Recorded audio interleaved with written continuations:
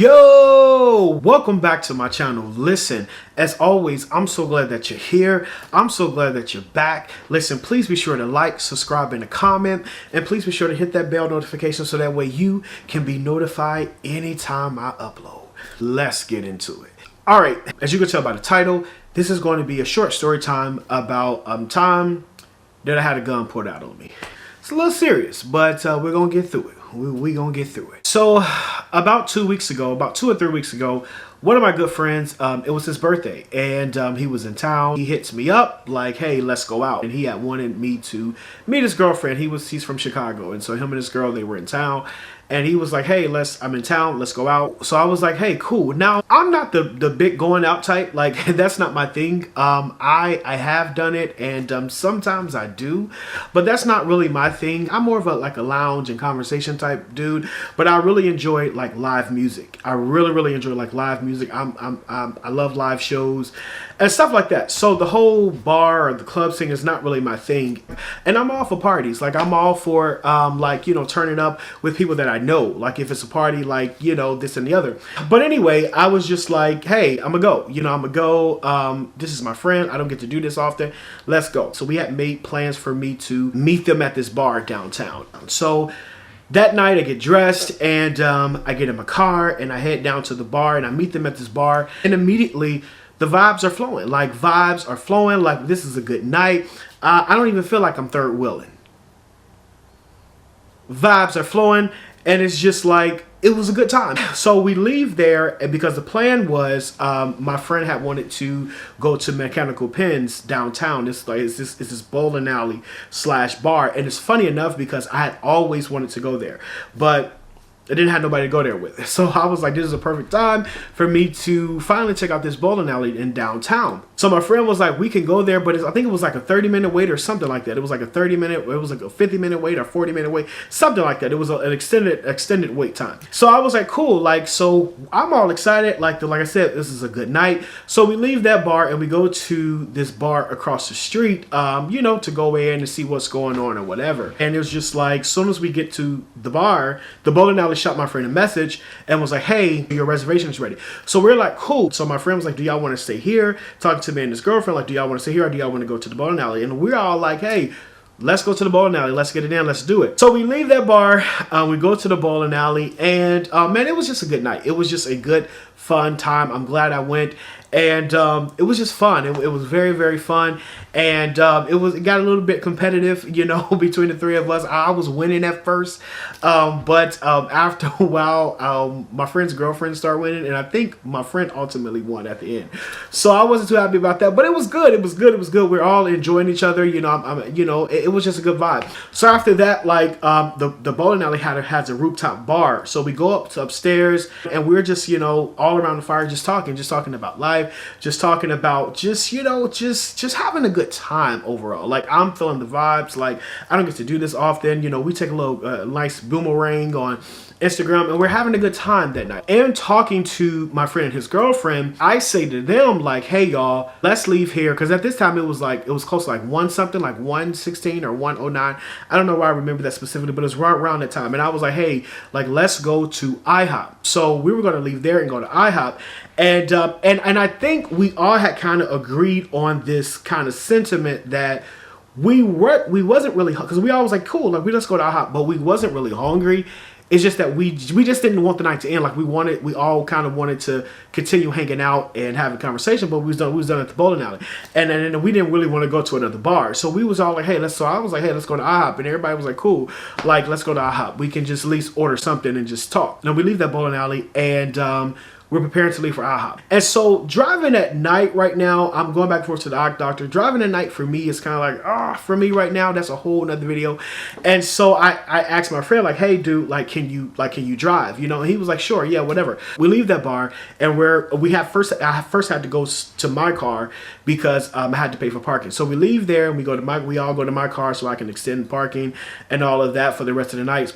So by the time we get back to IHOP, they drop me off in my car from IHOP, I can just drive and go on home. We did that, and so now we're walking to my friend's car. We're walking to get in my friend's car. Now, my friend and his girlfriend, they were staying at an Airbnb downtown, but it was like, it was like 6 or 7 blocks from the bar. Kind of a bit of a ways of a walk. You know what I'm saying?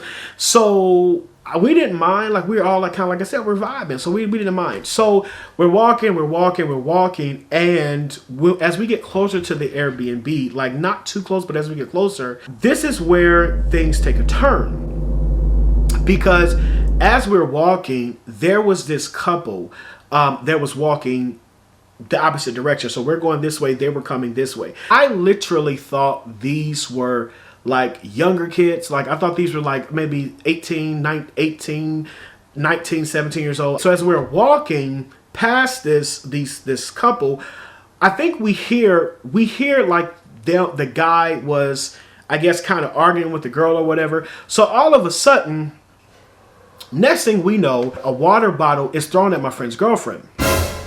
And it came out of nowhere. Apparently, the guy was trying to throw a water bottle at his girlfriend, the girl that he was with. Now, mind you, like I said, they were going this way, we were going that way.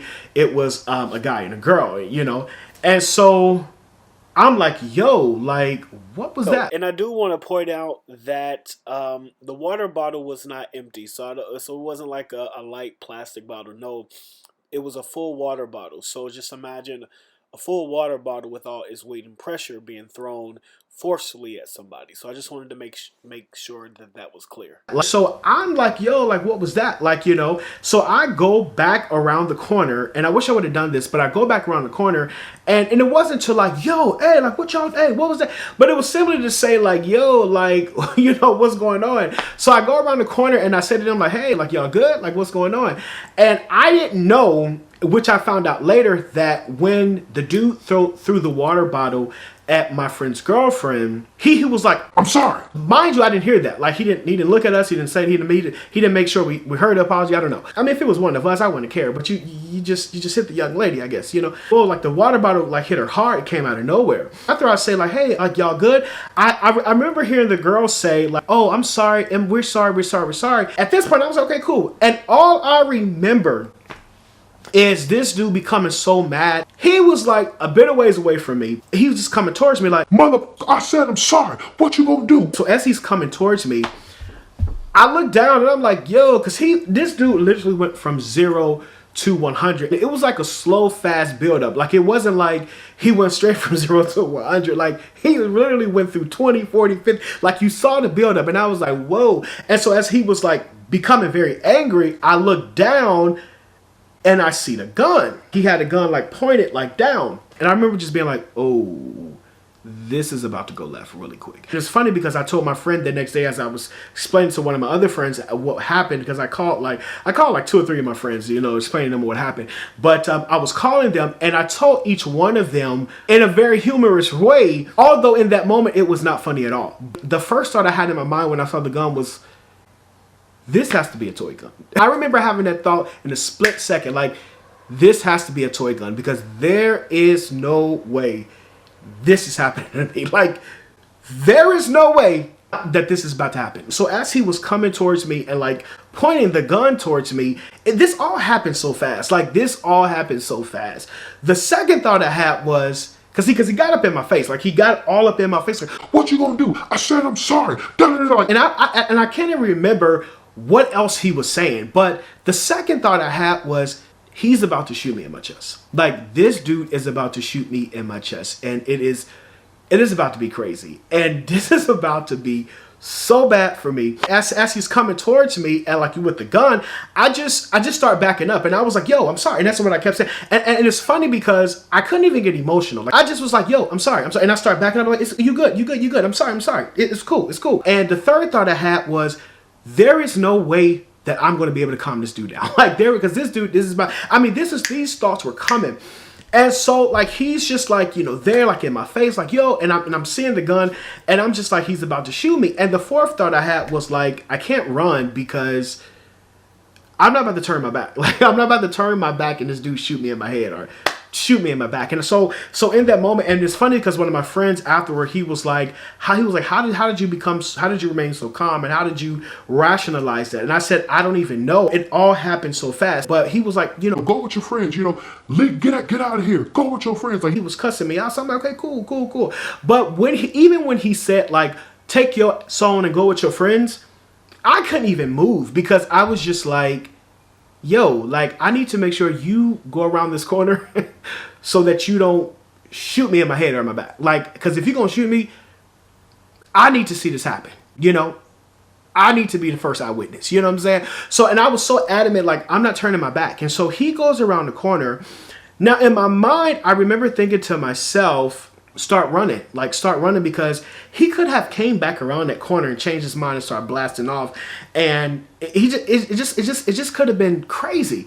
And I just remember thinking, like, man, no, I'm not about to. I was like, and I for some reason I could not run. I just could not run. I was just like, I don't even know, like, this is crazy. So my friend, he had told his girlfriend, well, I guess while all this was happening, like, start running. So she was like ways up from us, like she was like ways up from us. And so my friend was like kind of like a half a block up, and he was like, yo, what's going on, what's happening? And I looked at him, I said, just keep going. I said, just keep walking. And I think that night I said to him, just start running. But I couldn't even run. Like, I just was just like, I didn't have no emotion. Like, I just was just like, yo, like, what just happened?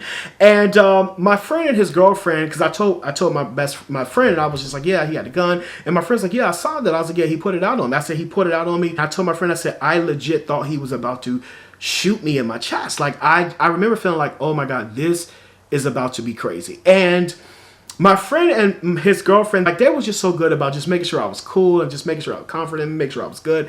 And they kept saying, like, you okay? It's okay. And I'm thinking, and I said to one of my friends, I said, I'm gonna be honest, I wasn't very shooken up. Like, I wasn't like, oh my God. Like, for me, it did startle me, but what was going through my mind was, I was shocked that he didn't shoot me. And I can't explain that, but I was just so shocked that he didn't shoot me. So I really wasn't like, oh my God, I can't think straight, or I'm shooken up, or I just really wasn't. I just was more shocked that he didn't shoot. So we leave there and we go to the Airbnb, and we just start discussing that. Like, we just start, like, just going through that thought process of like, oh my God, what just happened? And so we just always discussing it. And after that, I just went home. Like, I got in my car, and I just went home, and I called, a couple of my friends the next day, just telling them what happened. And everybody was just so like, oh my God, you okay, you okay, you okay? And it's funny because I was telling my sister's boyfriend, he was like, and he's older, and he was just in his 40s. He was like, man, that happened to me so many times, man. Man, just da-da-da. And, it just, he's so like, so he was like, man, listen, da-da-da. He was like, you okay? Da-da-da happened, man. That happened so many times. And I get it, because I know people's like, oh, that happened to me, da-da-da. But man, I'm 31 and I've never had that happen. Like, I've never had that happen. And so if you're a person that has never happened to, and it happened to you, you're like, wow, that's crazy. I called one of my good friends, Lawrence, and me and him was talking about this. And I said to him, yo, like, there is no way to try to, in that moment, try to flex and try to flex your masculinity. Because here's what I will say. That behavior that young man, and like I said, I thought they were kids when he walked up on me. Dude had to be like, I'm 31, like between 28 and 35.